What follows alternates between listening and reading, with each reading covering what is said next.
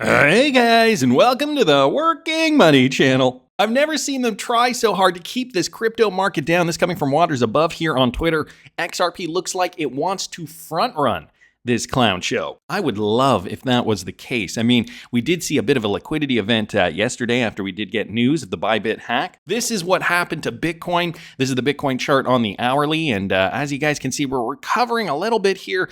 Got a lot of work to do, though, to get back up to these levels before the hack. That was near $100,000 per coin at around $99,500. Right now, one Bitcoin is going for about $96,400 per coin. And it's interesting because we got up very, very close to $100,000. And I got to say, Altcoin Daily noticed it. There's a lot of folks who don't want Bitcoin over 100K.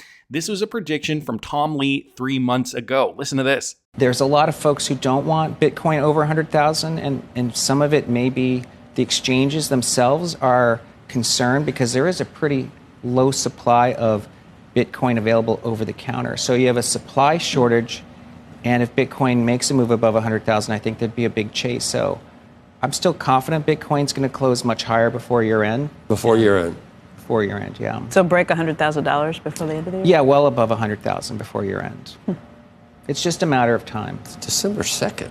It's December 2nd. So he said that when we originally saw that pump for XRP. And yeah, I mean, it does seem like market is being manipulated a little bit. Bitcoin staying under 100,000 for all intents and purposes. I mean, breaking through, but really not coming up over that with conviction. So this is the Bitcoin chart on the daily. As you guys can see when I zoom out, trend looks fairly normal. The XRP chart as well has been holding up quite nicely, whereas in the past, as Waters Above did mention, we would generally see XRP really kind of moving down a lot more than what we're seeing today. So a lot more confidence, I think, in XRP. A lot more people are hodling. They realize that the light is at the end of the tunnel. Waters Above also posting biggest single day liquidation event was February the 3rd. The biggest rug pull was February the 14th, and the biggest crypto hack in history, February 21st.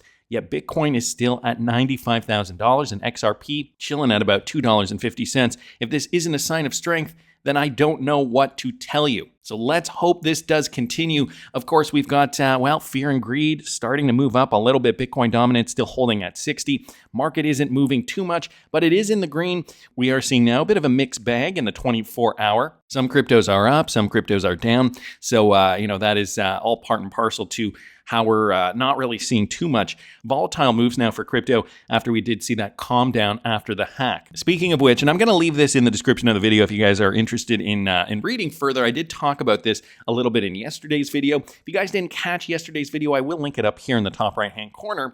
This is Lazarus. They just stole $1.46 billion from Bybit, and they didn't break the code. They broke the people. Here's the untold story of how they did it and why no one is truly safe. So again, I went over some of this yesterday. Here are the hackers now. We did get some more information. Kim Il, John Chang Hyok, and Park Jin Hyok. No code was exploited. I did show you guys this clip in the video from yesterday. It was Bybit's own multi-sig signers approved all the transactions. They thought they were signing routine transfers. Instead, they were handing over their entire cold wallet, which is incredibly scary to think that that is what happened.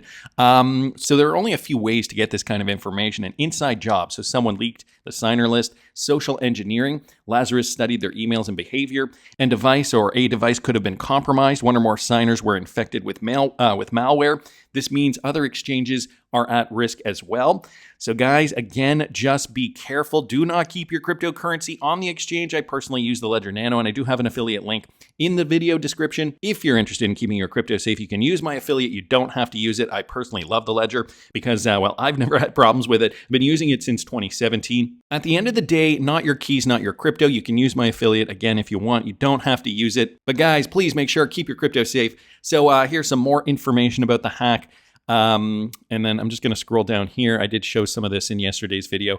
Over here, how to stay safe. Cold wallets stay cold. If it touches the internet, it's not cold. Never sign blind. Always verify what you're signing, even if the UI looks legit. So these are all very good tips, I think, for everyone.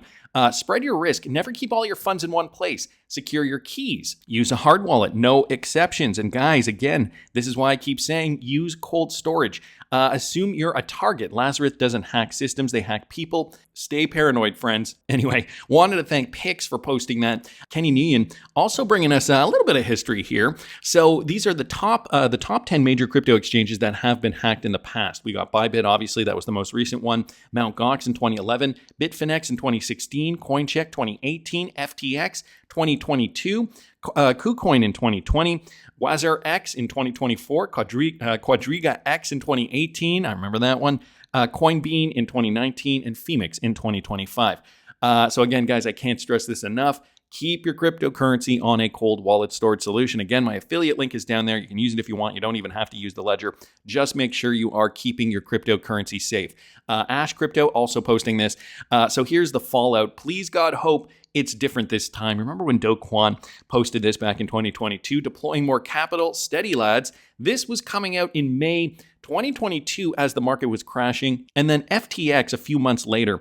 FTX has enough to cover all client funds. We don't invest clients' assets even in treasuries. We have been processing all withdrawals and will continue to be. Some details on withdrawal speed there. Banks and nodes can be slow. And now Ben Zhu saying, BitBuy is solvent. Even if this hack loss is not recovered, all of the client's assets are one-to-one backed, so we can recover the loss. So they are saying, even though this was the biggest hack in crypto history, that they are able to cover all clients' losses. Let's hope that is true. The Bybit issue and MoonPay, Trump coin liquidity meltdowns. This coming from Mr. Man. Both the Bybit and MoonPay situations show how XRP provides instant liquidity when needed. So XRP to the rescue, obviously a stable blockchain that can provide liquidity through the XRP token. Bybit was struggling with withdrawals and had to take loans. At the same time, 40 million XRP, about $102.6 million, was quickly sent to the exchange, possibly to help with liquidity. So that is an observation here that Mr. Man noticed. This proves XRP can move large amounts of money instantly. In the MoonPay case, this was only a few weeks ago, guys. People could buy the Trump coin instantly using XRP, skipping slow banking processes.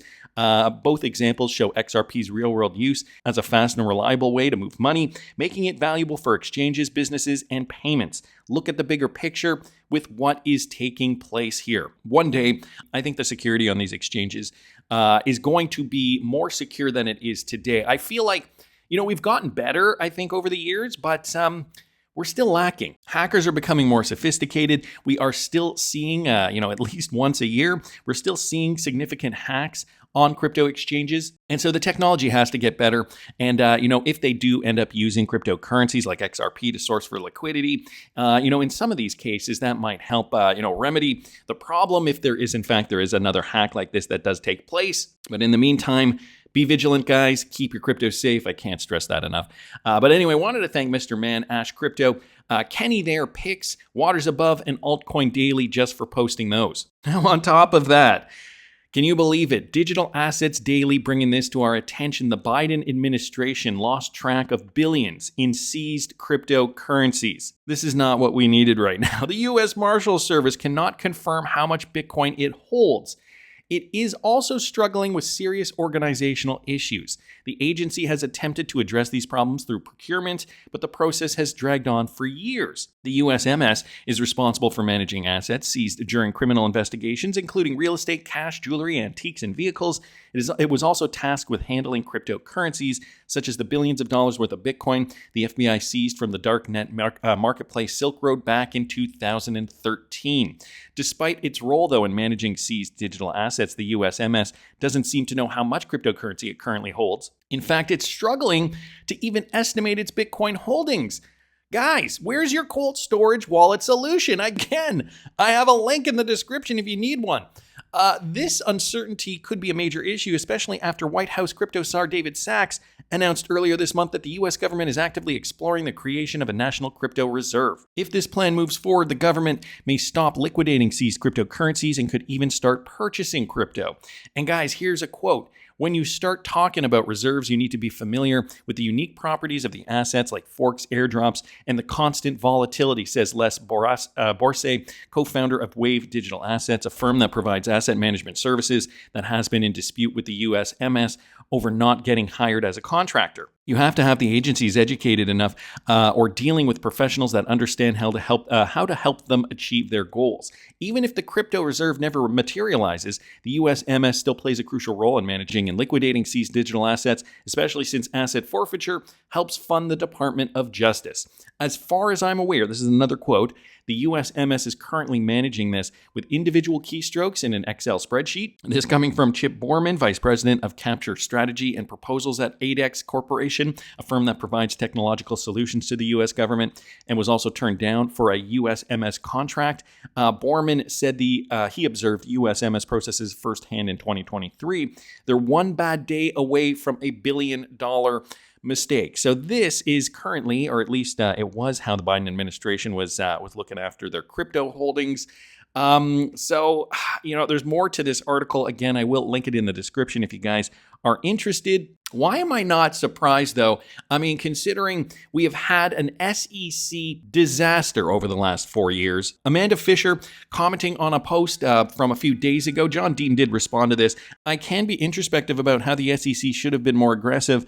What introspection do you have about the industry rallying to Quan's defense? How can the SEC distinguish unregistered securities from unregistered securities frauds without threshold disclosure or exam? So discussing the notion of, what cryptocurrency is a fraud, which ones constitute fraud versus which ones are legit. John Deaton here, though, having a lot to say about this. The SEC missed actual fraud being committed in crypto because it had a bureaucratic hack in Gary Gensler, hyper-focused on implementing a political agenda set by his master, Elizabeth Warren. Let's not forget, Gensler met with the Bernie Madoff of crypto, SBF, multiple times. SBF also met with Maxine Waters and another commissioner here, Rostam Benham, and was allowed to testify before Congress. Why was he given such incredible access? He paid for it. Testimony at his trial proved he paid $10 million to the Biden administration in addition to $70 million to Democrats in the 2022 midterms in order to gain access to regulators. Instead, he focused on fraud, Gensler's SEC,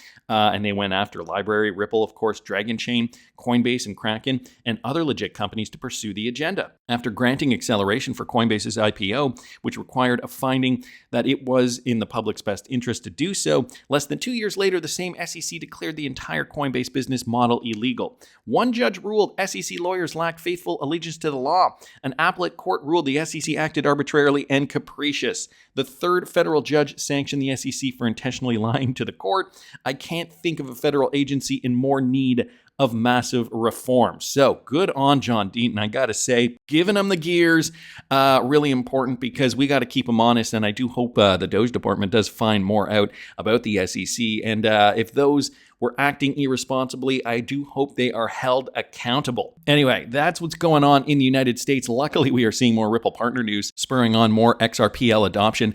This has to do with Ripple partner Nubank, which, by the way, is partially funded by Berkshire Hathaway, Warren Buffett's company. Nubank, one of the fastest growing digital lenders in the world, plans to announce an expansion this year after sweeping through its home market in Brazil as well as Mexico and Colombia, an executive told the firm on Thursday. So profits did jump 87%. That was boosted by higher revenues and a larger client base, and it was not enough to lift shares, however, which slid in the after-hours trading. Nevertheless, Nubank, which is listed on the NYSE, grew its client base by 22% year-on-year to top 114 million customers by the end of December. So Nubank has been continuing to make gains, guys, net gains, continuing to go into territories where they haven't traditionally done business yet. Their latest markets, Brazil, Mexico, Colombia. Who knows how much more of, for example, South America they could penetrate. We are not ready yet, to make any more specific announcements about where the next geography will be. So that was a quote. Nubank's management has been hinting at further expansion for several quarters. Investors and analysts are waiting for more details on timing and location. So, I'm sure if Warren Buffett is invested in Nubank, they are going to continue to succeed. That is, I think pretty obvious, but maybe not. Considering they are Ripple enabled, though, I'm very happy to see this. And I'm also happy to see this, guys. Wrath of Kahneman pointed this out just today. RippleNet user Flutterwave met with President Tinubu as to seek to list on seek to list on the Nigerian exchange. Tinubu expressed his commitment. Public disclosures might be of interest if more were learnt about Ripple use. So this has to do with Ripple partner Flutterwave, guys. President Bola Tinubu has pledged his administration's support for financial technology companies like Flutterwave as leading African fintech firms seek to list on the Nigerian exchange. So this is how big Flutterwave is getting. I remember when they were just a small company. Now they're looking to list on the exchange to be traded publicly. Tinubu expressed his commitment during a meeting with the leadership of Flutterwave. Flutterwave, founded by young Nigerians, is headquartered in Lagos and operates across Africa and internationally. So again, a company that has been expanding due to its superior technology. It lists some of the people involved down here. Just going to move down here. Tinubu emphasized Nigeria's openness to business, stating Nigeria is genuinely open to business, and as president, I am determined to remove all obstacles to allow companies to thrive. So great news there for this particular African company. He commended Flutterwave's contributions to the digital economy, particularly highlighting the role of young Nigerians in the company's success. Another quote here: the leadership Flutterwave provides in the digital world is what Nigeria needs today to grow its economy and make life easier for most of its population. He also expressed pride in the country's youthful and resourceful population. Don't forget, the company's achievements include facilitating global payments for Nigerians in the Naira, so the native currency, which is, by the way, an exotic currency. So XRP suited very well to provide liquidity to these exotic African currencies. You know, if there's not a lot of business being done in the native currency, that's where XRP can get the job done. Flutterwave, valued at over $3 billion, is a Nigerian export and brand employing over 1,000 Nigerians. Another quote: as Africa's biggest company, Nigeria must demonstrate its economic prowess by strategically positioning products and services by Nigerian companies such as Flutterwave in the homes of all Africans. So, you know, this is a win-win in a lot of ways. It's a win-win for Africa. It's a win-win if the president is saying, okay, let's back these African companies. Let's support them and help them grow bigger.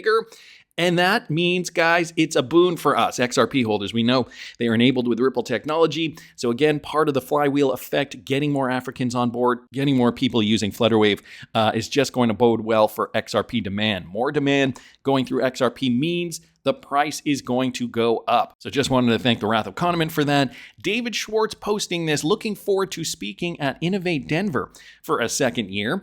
Guys, David Schwartz is going to be speaking there on a panel along with Sean Judge, Louisa Bay, Tomer Weller, and David Shapiro. So that is happening, I believe, in a few days now, 3 days away. Innovate Denver.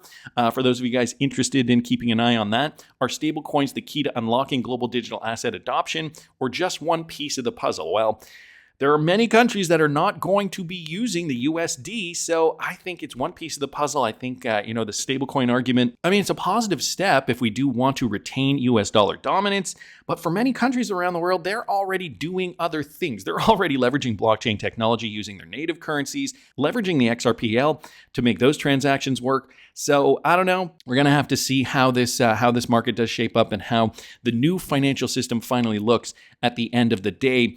And speaking of a new financial system, guys, is the reset imminent? I mean, I don't know why JP Morgan CEO Jamie Dimon just dumped $233.7 million worth of JPM shares. Yeah, this was just from 3 days ago. If you guys are watching this video on the day that I'm releasing it, February the 20th, 2025. And here it is, the sell form. United States Security and Exchange Commission. You know, all these guys have to keep all their trades transparent. Jamie Dimon selling shares of JP Morgan. Sounds like a lot, says Jimmy Falley. That is a lot, right? Let's take a look at those numbers again. Amount of securities beneficially owned following reported transactions. So multiple transactions, guys, to the tune of 3.9 million, 3.7, 3.8, 1.4, 1 million, and then 1.3, 8.8. And then a few down here, smaller transactions, 144,000, 116,000, and 273,000 respectively. Things that make you go, I mean, could it mean the banking sector is on its last legs? Could it mean that we are going to be ushering in more DLT technology? And these guys are realizing, okay, writing's on the wall. We're probably going to see a dip for the banks. I mean, This is not to say that banks are going anywhere, but if we do see a new technology being ushered in, brand new tech, blockchain tech, DLT tech, however you want to slice it, it's definitely, I mean, for a period, we will likely see the market slump, and we will likely see a bit of a hit for the major banks. So I don't know, guys. Are we going to see something like that? Here's the JP Morgan Chase chart right now. We're already seeing a bit of a dip. Again, today is Sunday if you guys are watching this video on the day that I'm releasing it. So is there something else going on? Are we going to see new regulation, a bank system reset? XRP fam, are you ready for 0 day? This courtesy of 801 XRP here on Twitter. I hope so. It's out on Netflix now. It is described as a political conspiracy thriller centering on a devastating global cyber attack. And so I'm not going to play you guys this trailer for copyright reasons, but I will link it in the description of the video. I think you guys know where I'm going with this. Showing us in plain sight. Are we looking down the barrel of 0 day? Are we seeing it in plain sight with CEOs like Jamie Dimon dumping $233.7 million worth of JPM shares? And guys, will this mean that we will see utility cryptos moving up in the latter half of 2025? I don't know. That's just my opinion. And for more of my opinions on this crypto market, you can follow me at patreon.com/workingmoneychannel, where I'm keeping my trades completely transparent and I'm updating my Patreon subscribers in real time. Every move that I make, every sell order, every target, it's patreon.com/workingmoneychannel if you're interested. And please subscribe to this channel if you haven't already. Like the video if you like the content I'm providing. I always love hearing your comments. See you in the next one, guys.